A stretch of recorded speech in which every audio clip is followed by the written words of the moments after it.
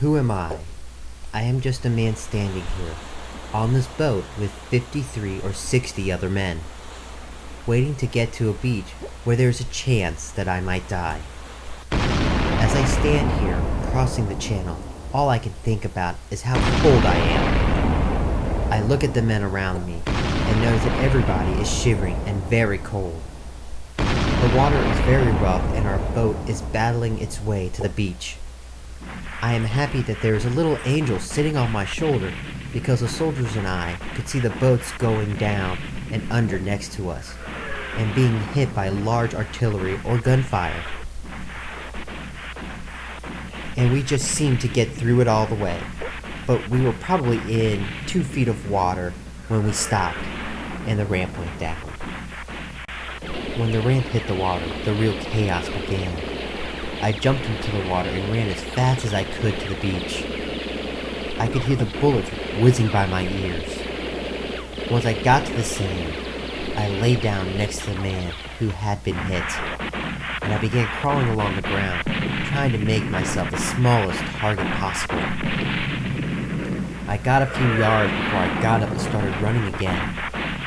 I ran to hide from machine gun fire. The noise was so loud that it drowned out everything else. I looked around and saw a few men frozen on the beach, just standing there like sitting ducks. I yelled for them to get moving so they didn't get shot, and they eventually started moving up the beach. Off in the distance, there were men who were being dropped off way out in the channel. Some of the men couldn't swim and were carrying equipment and weapons. And most everybody had to dump their loads in order to get into the water. I eventually got the courage to move from my hiding spot and make my way to the seawall. There were several soldiers at the seawall already. We began searching for the source of the gunfire. As we peered over the seawall, we saw that enemy soldiers were in these cement encasings, and they had a slit there where they were firing machine guns from. These bunkers would later be referred to as pillboxes. That's all we could see, and we knew that we had to take out those pillboxes. Before we could get to the pillboxes, we had to go through barbed wire. And I assisted a soldier who came up with these long tubes filled with explosives that we would use to make a hole in the barbed wire. We blew a hole in the barbed wire, and there were like 3 rolls of barbed wire. They were close together. The hole was just big enough for our troops to get through. The enemy knew we were through the barbed wire, but it did not seem to bother them. The enemy still had the high ground. I knew we had to take out those pillboxes, but I could not think of a plan until the first sergeant of B Company remembered a radio down at the bottom of the hill. And we sent one of the men down to get it. He brought it up and found out that there was a destroyer on the other end of the radio. He had the destroyer fire a couple of rounds, and we got to see where the shots hit. Then the destroyer just walked the shots into where the pillbox was, and the destroyer fired a perfect shot and knocked out the pillbox. This is my story of survival, but every soldier has a story to tell. Who am I? I am a man with a parachute strapped on my back, sitting on a plane, waiting for the green light to signal that I'm supposed to jump from the plane. Our plane is over the English Channel. It is the night before the troops will land on the beaches. This maneuver was to force the Nazis to fight on 2 fronts, which was supposed to help us take the beaches quicker. But as soon as we hit the coast of France, our plane veered to the right, which meant we were heading towards Paris. I knew we were supposed to go straight. The pilot was not following orders and knew we had missed our drop zone. I already feared for my life, but the realization that things were not going according to plan was terrifying. We eventually got the green light, and it seemed like forever. I was a number 2 man, and I jumped. As I jumped, I noticed that something was happening on ground level. I wondered what was going on down there. I saw tracer bullets flying towards me like small fireworks. This explained why the pilot veered to get out of there.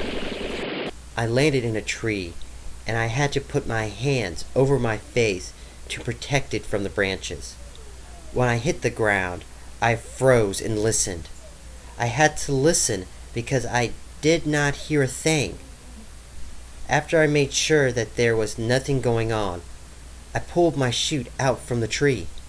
I disengaged the harness and I tucked it under the hedgerow. And from then and there, it was chaos. This is where the Germans had the advantage. The hedgerows were great for defense. The Germans had machine gun nests and tank emplacements. I had to be very careful, and the first thing I did was get out my clicker. I was given this before the jump, and I was supposed to use it to find my fellow soldiers. I clicked it once. It sounded like everybody within 10 miles could hear it. It was so dark, so lonely, so quiet, and I actually did it again. I didn't want to, but I had to. I wanted to find one of my buddies because they had the clickers. They would answer me. I did it again. Nothing happened. So I threw it away. I said, "This thing's gonna get me killed." And I, very cautiously, started to move around. As I started moving around, I realized that hedgerows can be a giant maze. I was so scared that I would walk right into a machine gun nest or a tank emplacement. I didn't want to do that, so I started to look for a place to rest until daylight. I went into the hedgerow and got back into a corner, and I thought this was a good place. And I sat down, put my rifle across my lap, and leaned into the hedgerow. I tried to get a little sleep, but it did not work because every little noise would wake me up. I finally passed out from exhaustion. The next day I nearly jumped out of my skin because directly in front of me was a tank emplacement. I could not believe that I slept next to a German tank emplacement all night. If a German had found me, I would have died. After this realization, I quickly got out of there. I started moving in and out of the hedgerows. At sunset, I stopped to rest again. When I awoke, I could see a house about 75 to 100 yards down the field. I made my way down to the house to gather some intelligence and maybe get some food. As I waited outside the house for what seemed like hours, 2 German soldiers came out. I realized that this was a German headquarters, and I needed to get out of there, but I couldn't move until I was sure that I was not going to be spotted. When I finally got my chance to leave, I left in a hurry. After walking for a half a day, I finally found a French woman. I tried to talk to her, but neither of us spoke in a language that we could understand. I started making hand motions with my words in hopes she would understand. It took several minutes for me to communicate to her that I needed some food.